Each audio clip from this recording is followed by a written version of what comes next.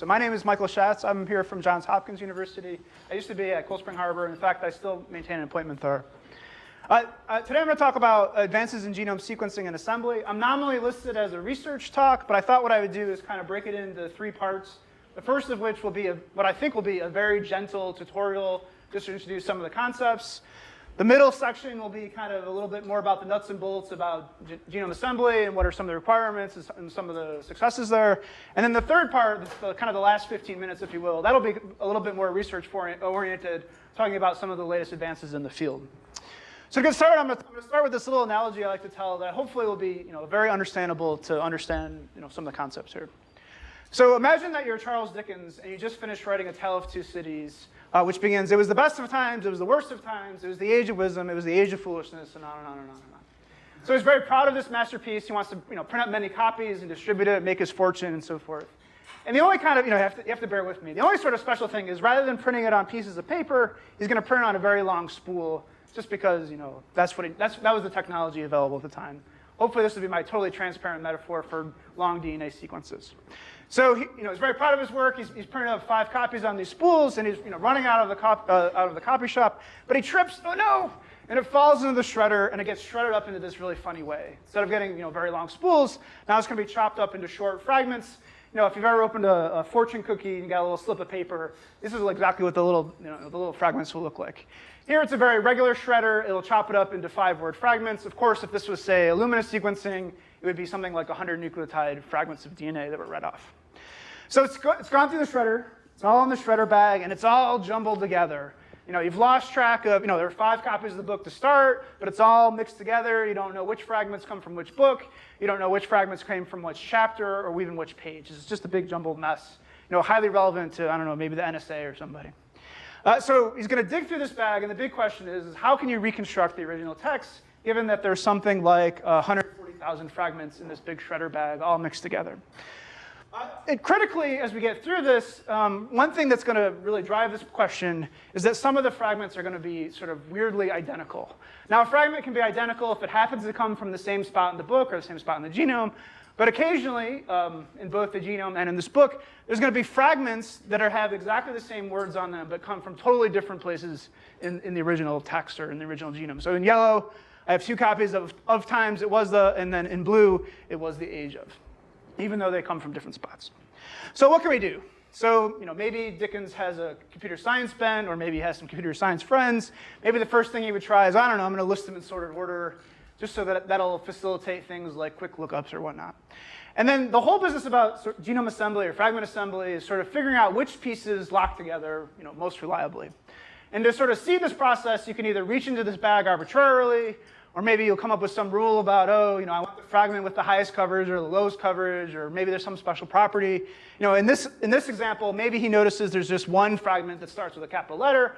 He wants to rebuild these sentences, these books. Maybe that's a good place to get started. And then the whole business is like which fragment comes next. Now, for this example, there's potentially many different fragments that come next, but typically what you want are fragments that kind of lock together the best. Formally, we want to find what are called overlaps, meaning the end of the first fragment matches the beginning of the next fragment. This overlap could be quite small. It could be a single word or a single nucleotide, or it could be longer and longer and longer. Generally, we want to find the longest possible overlap between these fragments. Those are going to be the most reliable connections, the most likely to be true. So we can scan through here, and we're going to look for some other fragment that begins was the best of. Aha! And I found one. So now I have 2 fragments that are each 5 words long, but when you link them together, we are able to spell out 6 words of the original text.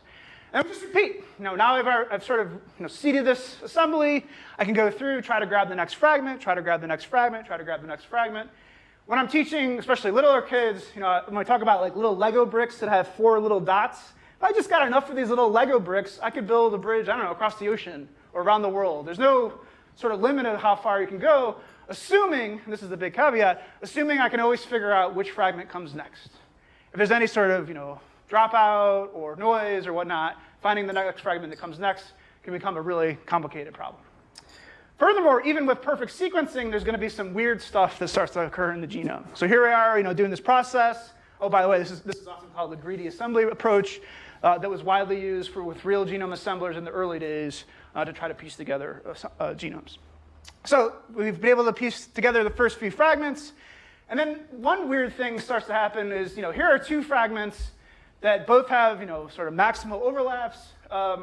Although, here they have the same words on them, so it's not the end of the world. No big deal. We can just keep track of them, that we've used them both. But as we attempt to add on the next fragment, something challenging takes place, which is here are two fragments that overlap equally well, both by 4 words, but those fragments themselves disagree with each other. Aha! We've sort of recognized where we've walked into some repeat, colored in yellow, and then as we try to walk out of this repeat, we hit one of these branch points where we just don't know. We just can't decide, or there's not enough information to decide, which path we should follow. So there's just not enough, we just can't decide, should it be reconstructed as it was the best of times, it was the worst, or perhaps it was the best of times, it was the age. Now in this simple toy example, maybe you remember something, or maybe we could bring in other information. But that's sort of the fundamental problem whenever you're talking about genome assemblies. There are these repetitive elements, and even with perfect data, you're going to hit these branch points where you're just not sure what should come next. Rather than trying to make mistakes, the assemblers tend to be a little bit conservative and only assemble the pieces where it can figure out what's going on there unambiguously. So if we want to do better than a greedy reconstruction, this is where we're going to overlap and bring in some graph theory, much like we heard from Donna's talk last. We want to see sort of a holistic view of all the relationships between all these different fragments. There are a couple different graphs that have been used in sequence assembly. The one I have here, I'm abusing the notation just to get at the concepts, but I'm going to declare this to be something like a De Bruijn graph. And it's built in a very counterintuitive way, which is that I'm going to take short fragments, in this example, 5 words or 100 nucleotide Illumina reads. And the funny thing I'm going to do is from each fragment, I'm going to derive even shorter fragments. So here I'm going to take fragments that start out as 5 words and then derive a pair of 4-word fragments, subfragments from them. In reality, this would be something like take a 100 nucleotide Illumina read, chop out the first 25 bases, the next 25 bases, the next 25 bases, the next 25 bases, and so forth. And then we can throw that in a big hash table, or there's some more clever data structures that allow really efficient search. And then kind of really the key idea is we're going to keep track of all these relationships where it's one, call it k-mer, is followed by the next k-mer, followed by the next in some read. So from these 2 original fragments, we can derive these 4 fragments, these 4, say, k-mers. Notice here, this k-mer is exactly the same as this, so that is what's going to let us link together these relationships and on and on and on, hopefully go across the whole genome. This data structure has old origins in sort of pure math, and then has a very popular data structure, especially for short read assembly, where the reads tend to be really high fidelity. Later in the talk, when we get to some of the newer long read technologies, instead of using this, we're going to just compute overlaps directly between the long reads. And the main trade-off is, when you have 100 nucleotide Illumina reads, chopping up into 25 mers or 30 mers kind of makes sense. But when you have a 10,000 or 100,000 base pair read, chopping it up into 25 base pair k-mers, it starts to make a lot less sense. We want to keep the overall structure of the read present there. So what can we do? So this is my sort of proof by picture that this is a good idea. This is going to be me simulating Dickens going through this big shredder bag and then sort of laying out how all these 4-word subfragments relate to each other. It's very fun to do in PowerPoint. But it's also very easy to do inside of code. With this much Python or Perl or whatever, you could easily build such a De Bruijn graph, scaling it so that it will be able to withstand 100 gigabase human genome data set. That's another problem in itself, scaling this. But the core idea, the core concepts are really this straightforward. We're just going to take each read, derive subfragments, relate how they are, and then do some sort of layout algorithm here. Now, as you look at this picture, there's going to be parts of the graph, parts of the sort of sequence assembly graph that are very simple, where it's just sort of one fragment followed by exactly one more, and then other parts where those branch points are. Notice this is that same sort of problematic string that we saw before, where we've walked through that, we've walked out of the repeat, and we're not sure where to go. The very first thing that all assemblers will do, all short read assemblers in particular will do, is sort of build this graph and then try to collapse down all of the simple parts. So all these parts that are unambiguous get sort of smushed together. This is sometimes called the compacted or compressed or De Bruijn graph. In other papers, you may see this as described as unitigs. In other papers, you might see this described as just unit paths. So lots of jargon, but they all kind of mean the same thing, which is build a De Bruijn graph and then collapse it down into the unambiguous segments. Now from here, you might be tempted to say, oh, well, it probably starts here, because there's kind of no incoming edges, and here there's just sort of one dangling edge. So we probably want to find some sort of tour or path through this graph that is going to visit every node or every edge, depending on which sort of formalism you're looking at. And in some cases, that will get you pretty far. Here in English, it would be extremely awkward to write. It was the best of times. It was the worst of times. It was the worst of times. It was the worst of times. It was the worst of times. It was the edge. It was amazing. It was amazing. It'd be very awkward in English to write that sort of tandem repeat. But of course, when we look at real genomic data, and I know certain people in the room do look for exactly that type of signature. It's very easy to get tricked or confused, thrown off about how to reconstruct. So in general, what the assembler will do is sort of split up the graph at these initial compacted pieces and then output that as your result. Now here it doesn't look so bad. There's, I don't know, half a dozen nodes, half a dozen edges. But as we, this is just the first sentence of the first page of the book. But as you kind of zoom out, for whatever reason, Dickens loves this sort of sentence structure. If you just sort of cherry pick a few sentences, suddenly the graph becomes very tangled. And if you ever look at, a de novo assembly graph of any real genome, it's going to be one of these, famous biological hairball networks where you just can't make sense of what's going on. So as a result of that, yes, we would love to assemble entire chromosomes, but in practice, unless you have, very special data, you're probably not going to get the whole genome assembled into one piece. Instead, you're going to get, kind of a set of reconstructed contigs, where some of them will be pretty big, some of them will be, kind of intermediate, and then typically a long tail of very small contigs will be assembled, where all the repetitive elements sort of relate to each other. Because this distribution is so complicated, I think what happened, if you look at the origin of this, there's this very famous metric that is used to describe this distribution with, a few big things, a few intermediate, and then a long tail. This is the so-called N50 size. It has a sort of an interesting history in genomics. And what it does is, this size, like 30 kb or 3 megabases, just means that half of your genome has been assembled into contigs this size or larger. You can think of it as like a median, or actually it's kind of like a weighted median average. I think what happened, if you look at the history, the first time this metric was described was in the Human Genome Project. And I'm sure what happened is if you just compute the mean or the median of this distribution, because you have so many of these little contigs in here, the statistics look miserable. Especially in those early days when it was $1 billion sequencing project. Oh no, our mean contig size is only a little bit longer than our read length. We can't possibly report that to the press. We need some other metric that's going to summarize sort of the sort of average contig size that is not going to be dominated by these small pieces. I think that's more or less the origin of this statistic. Nevertheless, if you look at any genome paper today, and you wanted to say, well, how good is the assembly? The number one number you're going to see is going to be this so-called N50 size.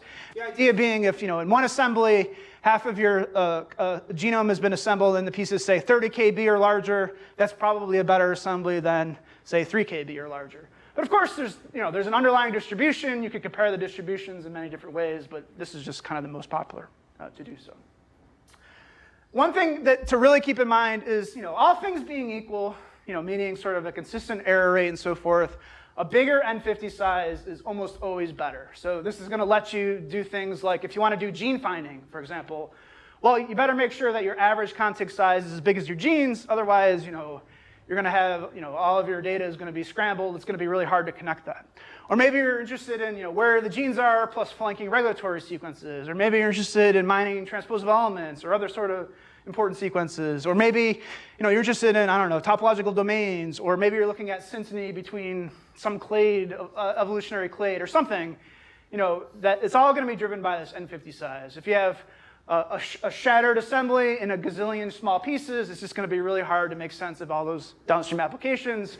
But if things are well connected, well, you can just go in and you can go look, you can measure more directly. The major caveat for this is now that this metric has emerged as sort of the one number to look at, it's ripe for, I would say, cheating or overfitting at best. And it's very easy to write bad assemblers that just sort of smash all the reads together and declare it an assembly, even if it has sort of poor quality. So you just have to be careful about that. There's a lot of literature about how you can detect misassemblies. In the interest of time, I'm not going to go over it today, but I can send you pointers if you're interested. OK, so hopefully that was my totally transparent metaphor about some of the core issues. We're going to take the reads, we're going to compare them to find overlaps in one way or another, build up some graph, refine the graph, try to build up our assembly in that way. So that's the kind of the theory behind it. What are some of the practical issues? So issue number one is there's many applications for de novo assembly technology. In fact, the first talk this morning by Lior was sort of mentioning to do good RNA-seq analysis, we're going to borrow a lot of good ideas from, that were originated in genome assembly and reapply them in a novel framework. So, even if you're not particularly interested in genome assembly per se, it's very useful to understand some of these concepts. So the number one application is if you're interested in a novel genome. So I know a lot of people here are probably studying different aspects of human biology. But if you're not in human biology, if you're in different agricultural species or microbiology or some other context, having a genome assembly available, having a reference genome is such an enabling tool to be able to go from basically poking around in the dark to having some map of how the genome structure is laid out there. Good examples of this are projects like the Genome 10K project that is striving to sequence 10,000 vertebrate species. I'm playfully going to describe this as going to the San Diego Zoo and being like, yep, we want to sequence one of these. The rationale for that is if you want to do any sort of evolutionary analysis, one of the best tools that we have is by comparing one species to another. If there's a conserved element that's been conserved over eons of evolution, well, that's a pretty good clue that there's something really important to that element. So by building this phylogenetic tree of literally tens of thousands of different species, we can kind of build a time machine that can let us look back and forth through evolution however we want to do so. So that's vertebrates. There's similar projects for insects, similar projects for microbes, similar projects for you name it, any sort of major crop species, agricultural species. Now there's interest at least to move forward on this. A closely related problem, although it's really not the same problem and the tools you should be using are totally different, but a closely related problem is something called metagenomics, where we're not just going to be assembling sort of one genome in isolation. We're going to have some potentially very complicated mixture. A good example for this would be, say, the Human Microbiome Project, where researchers have been sequencing and sampling all the microbes living on us, inside of us, in some very gross places and some very important places, just to be able to relate how those microbes relate to human health and disease. A really compelling example for this is if you do something really gross, a fecal transplant between skinny mice and obese mice under the right conditions. Skinny mice become obese mice become skinny. Just sort of arguing that the microbiome plays a huge role in our metabolic processing. Another example, not in human health, this is sort of the logo for something called the Global Ocean Survey, when everyone's friend Craig Venter sailed around the world collecting seawater, visiting all of the most beautiful beaches in the world along the way. But at the time that they did this project, they expanded the number of known genes by something like a factor of 100. There's just like this universe of organisms living amongst us that we've just never seen before. So in the same way that we'll point the telescopes into the heavens just to look at stars, see what's out there, now we have a molecular microscope looking into seawater or any kind of environments. And in almost every single project, there's going to be some new species or new relationships to discover there. Incredibly powerful. This can be sometimes causal. We heard about the obese mice. Sometimes it can just be a biomarker. There's been lots of association studies trying to understand how changes to your microbiome could be related to almost anything about you. And then, as I mentioned, these assembly applications become a component of many different genomics applications. We heard a little bit about RNA-seq earlier, but I'd say another really important application is if you're interested in structural variations in cancer or something, being able to do de novo assembly is a really useful tool in your toolbox to be able to find those complicated sequences that are not present in the reference genome. So the process is very much like we saw at Dickens. We're going to take our sample or extract the DNA, shear it, build some sort and sequence it, build some sort of assembly graph between how those reads relate to each other. This could be something like a de Bruijn graph or an overlap graph. We're going to build this huge graph, try to collapse down the easy parts. And then typically what happens is, well, either, depending on money, often, maybe that's your output or just whatever contigs you build. But if you have access to other technologies, maybe you can integrate in May pairs or mapping data of different forms, try to build out some sort of chromosome structure. This is exactly the process that took place for the human genome, takes place for all the different genomes that have been sequenced so far. So, the first application of the first de novo assembler that I'm aware of was written in the early, I think it was the early 80s, Tom Gingeris et al. You can go look it up. It's a very old problem. As soon as people were generating sequences, they've been trying to compare them to each other to be able to stitch them together into larger and larger components. So why is it, here it is, I don't know, 30 years later, why are we still interested in this problem? Well, there's lots of reasons why genomes remain an interesting and difficult problem to work on. Biologically, across the tree of life, certain genomes, especially plant genomes, can have very high haploidy, very high rates of heterozygosity, very high numbers of repeats. A good example for this is bread wheat. Everyone's, bread has a very large genome. I think it's on the order of 16 gigabases. Tends to be 6 copies of every chromosome instead of just 2. In the sequencing side, some of these genomes can be enormous. The largest genome I'm aware of is some of these exotic fishes that are more than 100 gigabases. If you look, poke around, people are reporting, amoebas and other weird protists that have genome sizes in like the trillions of bases, but I don't know, these numbers are very dubious to me. But nevertheless, there's a lot of data that needs to be collected, and then furthermore, all sequencing platforms have error associated with them, so you have to be able to try to address that. On the computational side, the data sets we're going to be working with are typically measured in the hundreds of gigabases or more. So, just trying to stuff everything into RAM is totally going to fail on a laptop. You need bigger servers. Really, what you need are better algorithms and data structures, so you don't have to buy, enormous machines. And then accuracy comes both at sort of the level of sequencing and then also the output. You can run an assembler, it'll produce something. How do you know if it's any good? There's a lot of research into those methods as well. So if you want a good quality assembly, there's a few ingredients that you just absolutely have to have. If you don't have them, project is doomed. Raise more money. Talk to other collaborators, whatever. It's just not going to happen. The number one ingredient that you just absolutely have to have is sufficient coverage, and you'll see in the next couple slides why that is. Number two is read length. If you remember from that Dickens graph, we got to that point where we just weren't sure how things were connected. But if we can take this assembly graph and somehow integrate in some other type of data and connect, oh yeah, those green sequences should be connected to orange and blue to purple, maybe we can separate across those repeats, get a better assembly, be able to resolve bigger and bigger pieces of the chromosomes. And then the third ingredient that you just absolutely have to have is high quality.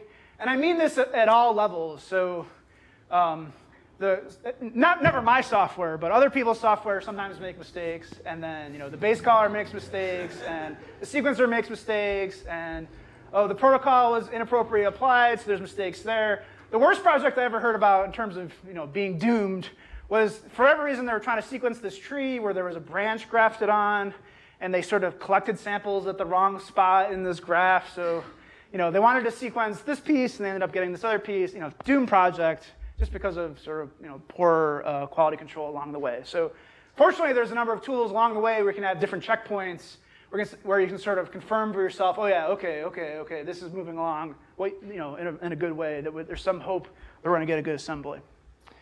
So as I mentioned, the number one ingredient, though, is coverage. And I would argue this is true with almost anything in genomics. There's some very impressive work to do imputation, but at the end of the day, I'm sure Dana would just love to get all the transcripts in the cell rather than killing herself to impute it if the technology allowed. When we're doing bulk sequencing, we have the virtue of, we can collect, millions of cells. Unless we're working with a very precious sample, usually, DNA quantity is not really the limitation. Really, the big question is, how much sequencing should we do, which translates into, how much money should we devote to sequencing? So the analogy that I often use is, imagine, we have a sidewalk, maybe not here where it's 1,000,000 degrees out, but a sidewalk where, it's just about to rain. And the first raindrop falls, it's tiny, it falls, it hits a spot on the sidewalk. It goes from totally dry to one pinpoint of wetness. And the next drop falls, probably going to be in a different spot. Next drop falls, next drop falls. To get started, these drops are going to be isolated, but eventually, as more and more raindrops fall, we're going to be able to saturate the whole surface.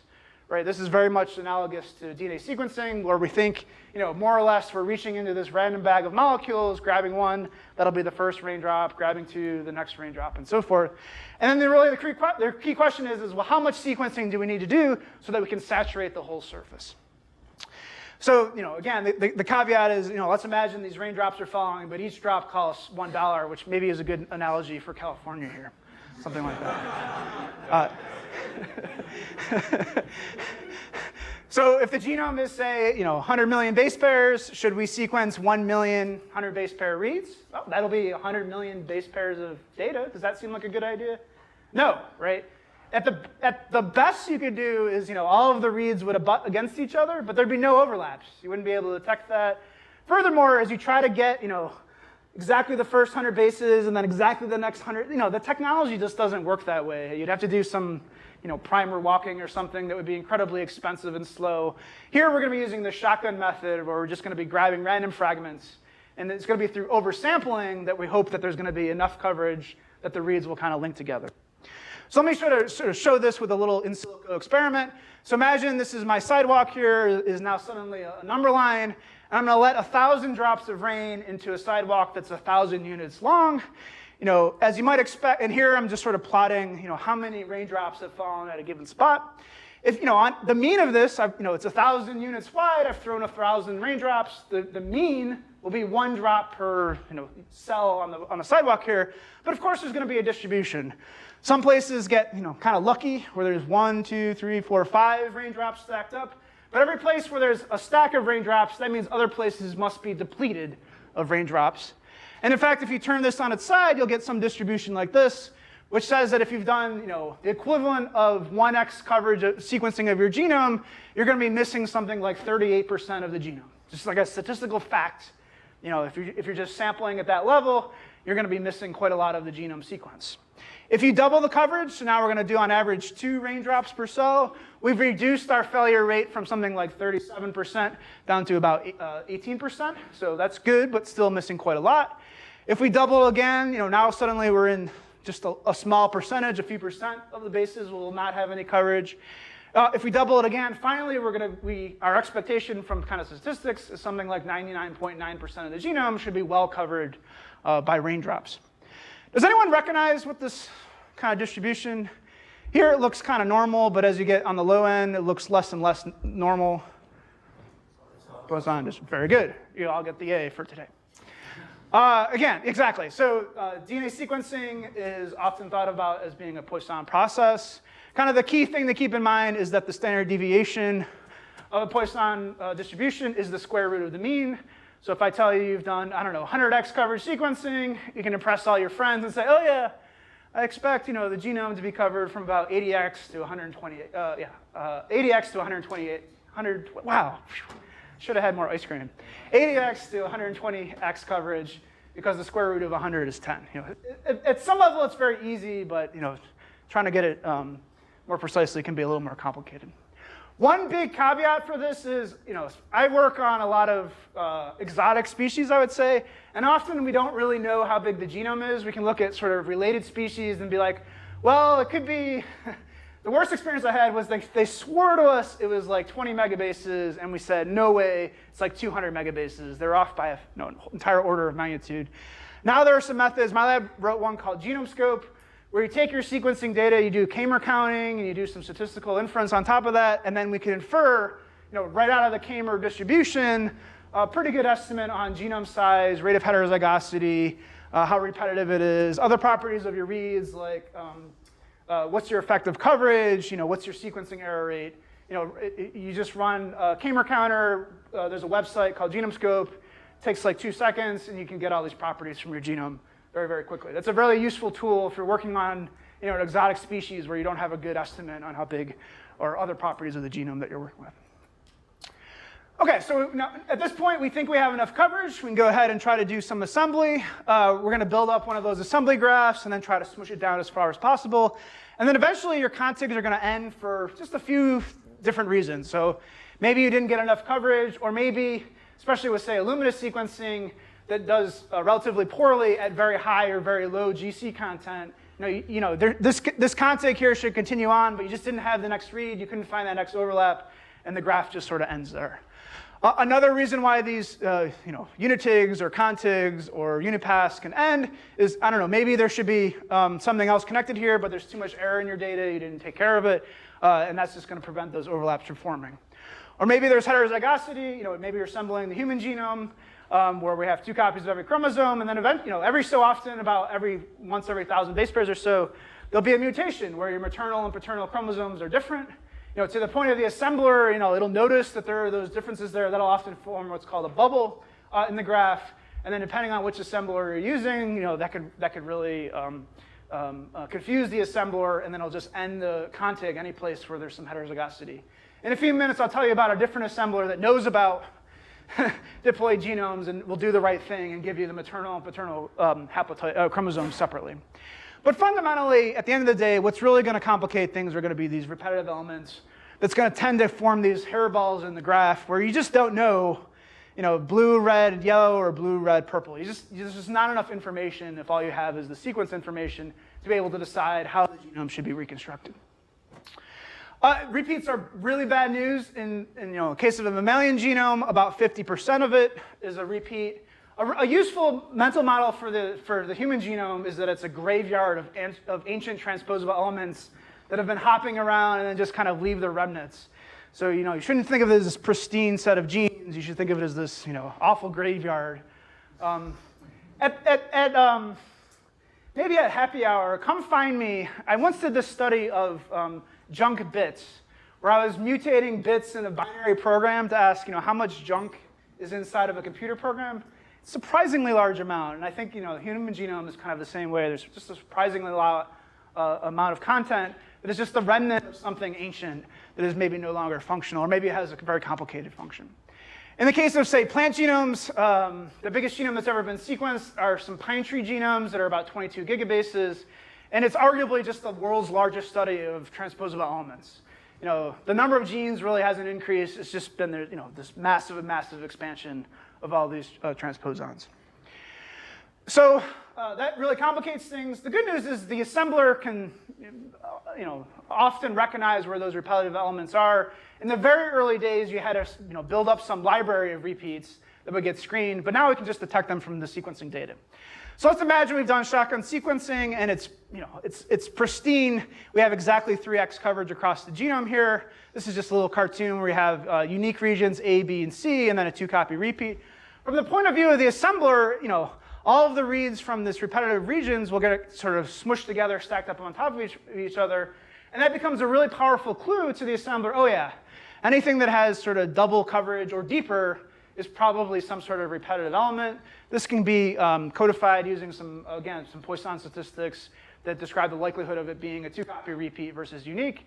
The assemblers will know about this and basically be able to assign for every contig some sort of uniqueness score, which is sort of a level of confidence that this should be 1 copy or more.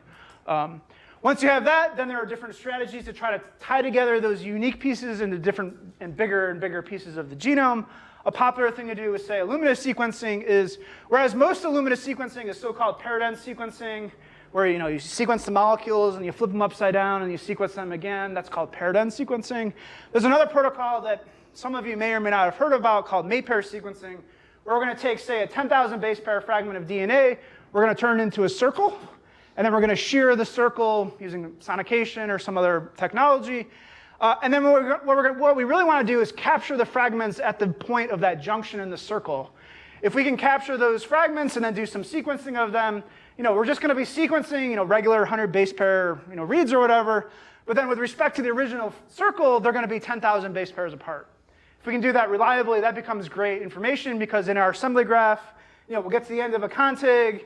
There'll be a gap or a branch point or something. We won't know where to go. But then if we can sort of jump ahead 10,000 base pairs, that will get us across most repetitive elements in the human genome because transposons tend to be about 6 kb or so. In particular, this algorithm, this sort of problem is called scaffolding. We're going to take our initial contigs, our initial contig graph, and then we're going to overlay Maypair data or maybe some marker data or optical mapping data. A popular thing to do today is integrate in, say, Hi-C data that'll let us connect somewhat distant relations in the genome. We can thread that through this assembly graph and then hopefully pop out all the different unique sequences and then build up the entire chromosome structure like that. The big challenge for this is whereas contigs are contiguous sequences of DNA, ACGTs over and over again, in these scaffolds, sometimes there could be a gap there where you don't know exactly what the sequence content is. And in fact, if you look at even the most up-to-date version of the human genome, there's all these weird regions where it's just like over and over a million times. These are these really complicated repetitive elements where the assembler just doesn't know what to do with them. It can often, if you're given the right technologies, it can know, oh yeah, there's maybe a million or a few million bases there, but I just don't know exactly what it is. So we're just going to write in ends just to give you some indication about how the overall structure of the chromosomes are laid out.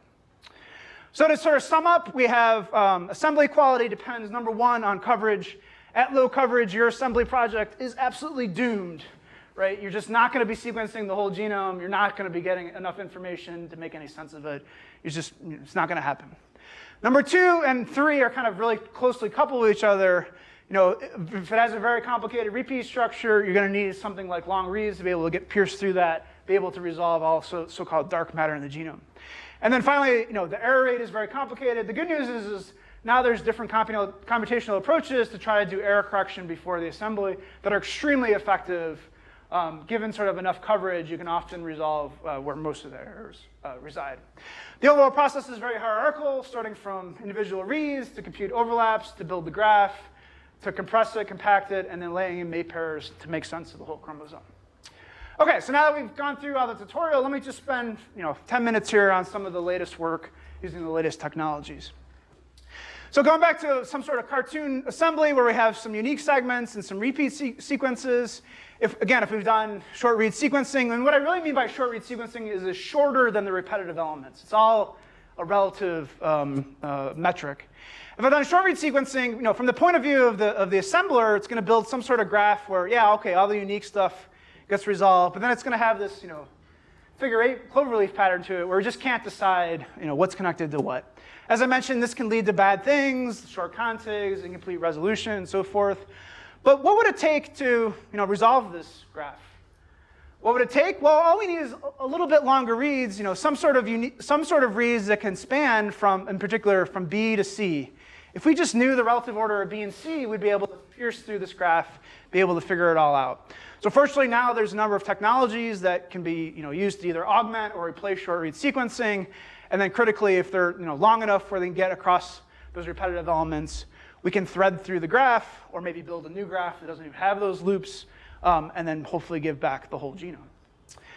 Today, there's quite a variety of different protocols and instrumentation that can be used. On sort of the first column here, I have our advances in sample preparation. So this includes everything from automated ways to develop really, really nice size-selected libraries. If we have instrumentation that can sequence 50,000 base pair reads, it does us no good to feed in short molecules. We need those long molecules. Extracting high molecular weight DNA is, I would arguably, one of the biggest sort of bench challenges in getting really good genome sequence analysis. Other advances include things like microfluidics that we heard about, so you can isolate individual cells. On the sequencing side, we have advances in long-read sequencing, advances in short-read sequencing. There's a variety of technologies now that can be applied to do chromosome mapping. This is an optical mapping instrument called the IRIS from Bio-Nanogenomics. And then, as I mentioned, a popular thing to use today is high-C data, chromatin interaction data, as a very long range, like hundreds of kb or more, mate pair. The key challenge there is the mate pairs can be variable length. Depending on how the chromatin is folding, in one instance, you could be 10 kb away. The next, you could be 10 megabases away. So you have to look at the distribution and the density of those interactions to be able to use that as mate pair data. The opportunity here is enormous. So take state-of-the-art assemblies and state-of-the-art applications from just a couple years ago. We could resolve maybe a few tens of kV as our N50 metric. But in the last, say, year or two, this has exploded, in some cases by an order of 1,000-fold more contiguous blocks. Instead of getting teeny tiny, contigs that are only a few kb long, now we can get megabase pair resolution or beyond. In some cases, getting entire chromosomes resolved from the sequencing data. Another sort of virtue of this is, in addition to being able just to get a good reference, even in, say, human genome sequencing, where we have a great reference, as we do all this analysis, we can then map our contigs back to the reference, identify structural variation. And every single genome that we're looking at, we're seeing on the order of tens of thousands of structural variations that were previously missed by short-read sequencing. And now we have the power to go and detect those. Some of these are straightforward to interpret. If it's inside of a critical gene where you have an inversion or deletion or something, yeah, probably disrupts that gene. But a lot of these structural variations are very complicated to interpret. They're going to occur in non-coding sequence. The way we're going to make process is building up big databases so we can look at recurrence and that sort of thing, exactly like the field has done for single nucleotide polymorphisms. The big challenge for these long-read data sets is they're very noisy. So this is a real PacBio read aligned against the reference genome. This was in yeast, but you see similar results in human. Actually, you get a very similar profile in Oxford Nanopore sequencing, except who's the reference and who's the sequence gets reversed. In the case of PacBio sequencing, the error model is dominated by insertions, whereas with Nanopore sequencing, it's dominated by deletions. But you get kind of the same sort of low-resolution view of the genome. The amazing thing, though, is now it's very common to get average read lengths. 10,000 base pairs is very standard. I've seen the best library, sort of average I've ever seen, is about 50 KB. The best single read I've ever seen was 800,000 base pairs. And if you're interested in assembly or structural variation, it's just like, it's transformative. It's a total game changer when you can find segments that are that long in contiguous reads. It just changes everything. So the good news is, even though the reads have a lot of error in them, especially in the case of PacBio sequencing, the errors are dominated by just random insertions. It's watching the polymerase, a nucleotide will float in, you'll see its signal, it'll call an extra base. It's not the end of the world there. And then, in fact, if you can get enough of these long, even though they have a high error rate, meaning up to 20% error, if we can get enough stacked up against each other, we can often derive a very high-quality consensus. So the reason for that is, when we can build this multiple alignment, only when we get, basically all of the reads disagreeing, that's when we call homozygous variant. When we get, say, half the reads disagreeing, that would be a heterozygous variant. It's really the only challenge is at sort of the low end of this, where if you just see, a few reads disagreeing, the challenge is that heterozygous sequencing, or is that, just an error there? That's really the main challenge that remains.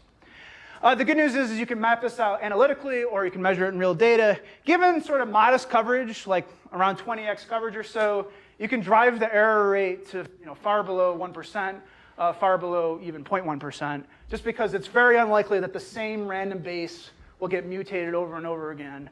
All those errors tend to wash themselves out using different approaches. So now, in the case of PacBio sequencing, I contributed to this project, to this assembler called FALCON, and we very carefully try to measure the accuracy, and we report 99.99%. That's a QV40. And in fact, if you look beyond sort of the overall statistics, almost all of the errors that remain are embedded in homopolymer sequences. And really the challenge is this 20 A's in a row or 21 A's in a row? That's very hard to measure using PacBio sequencing. Very hard to measure using nanopore sequencing. I would also argue very hard to measure using Illumina or Sanger or any technology, right? Just the way the polymerase works, it's very prone to slippage events when you have these very long homopolymers, and that's really today the only sort of accuracy benchmark given sufficient coverage. In addition, another nice part of FALCON is that it can generate a so-called phased assembly, where it can use the variants that are present to be able to separate out the structural variations between the maternal and paternal chromosomes. I've been able to use this in many different projects across the tree of life: humans, plants, animals, microbes, yeast, you name it. We're getting really good results where we're getting sort of mega base pair resolution. Another really important application has been in human medical research, coming from friends at Stanford that had this weird case where they had used Illumina short-read sequencing, detect sort of no pathogenic variants, and then just even modest coverage with long reads, we can detect some important structural variations that are present there. The key to drive that was improved aligners. In the interest of time, I'm not going to go through it, but we now have systems that can align these reads. Even though they have very high error rate, we can do it quite successfully. I'm out of time, so let me zip ahead. So what does the future look like? So the future looks like, short-read sequencing is not going away anytime for the foreseeable future, right? We have, the latest and greatest from Illumina, the NovaSeq, generates enormous amounts of data very inexpensively. This is going to be our workhorse for population genetics, for the foreseeable future, no doubt about it. There's some ways to turbocharge this. There's an instrument from 10x Genomics called the Chromium that can attach barcodes to these short reads, so we can get not exactly long reads, but so-called linked reads, which improves our resolution. We also heard about how high-C data can be used to sort of supercharge Illumina sequencing, give us high-quality genome sequences, relatively high-quality genome sequences. We're also seeing lots of improvements on the PacBio side. So this is me with my son James a year and a half ago at the release of the new PacBio SQL instrument that is today finally giving us human genomes for a few tens, thousands of dollars, but at very high quality. If you want to establish a new reference genome or you have a precious sample, that's working really well. And then the last sort of instrument on the roadmap is here's James with his favorite rattle, the Oxford Nanopore Minion. It's To their credit, it has improved tremendously in the last few years. The first runs of this were garbage. You get 10 reads that were just nonsense. To their credit, the data quality has improved a lot over the last few years, and now we're routinely getting a few gigabases per run.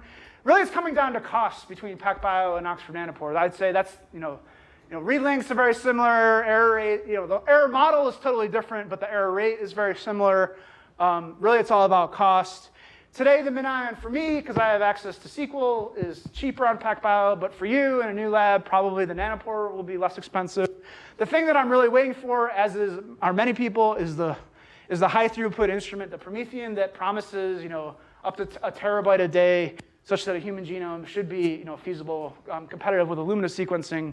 At Cold Spring Harbor, we placed the order for the Promethean in fall of 2015. Sent them a check for $75,000. We're still awaiting delivery. Every month they tell us it'll be one more month, one more month, one more month. So data quality has improved a lot, but it's hard for me to endorse a company that's been stringing me along for 2 years now. Okay, so the 3 C's of genome sequencing are correctness, completeness, contiguity. If you want really high quality genomes for new species, long reads are really the key. If we can integrate in some of these long resolution technologies, high C and so forth, that's great. That's really what is the winning combination to get entire chromosomes fully resolved. There's lots of great work on assembly, structural variation detection, phasing, all these different things. I think there's a universe of variation that we've been blind to, and now we're starting to see it come true as we have these new technologies that can finally go see into this so-called dark matter. I'm very excited. We've done experiments when we've loaded less and less material, to try to see would it be possible to get single cell resolution, and unfortunately today the answer is no. You just basically get 10 reads or something silly. You just don't get anything sufficient to sequence the whole genome. You can do amplification in the sequence, but when you amplify, you're limited to fragments of a few thousand base pairs, which kind of defeats the purpose of a technology that can read out much longer strings. So I look forward to, in principle, the Nanopore could do single cell resolution because DNA is a charged molecule. You can use that charge to suck the molecules through the pores, but we're just not there yet. Rather than going through the individual tools, I'd say just go to my lab website to get the references. Lots of great people, lots of great collaborations, and with that, I'll thank you. Take any questions either here or at the happy hour. Thanks, everybody.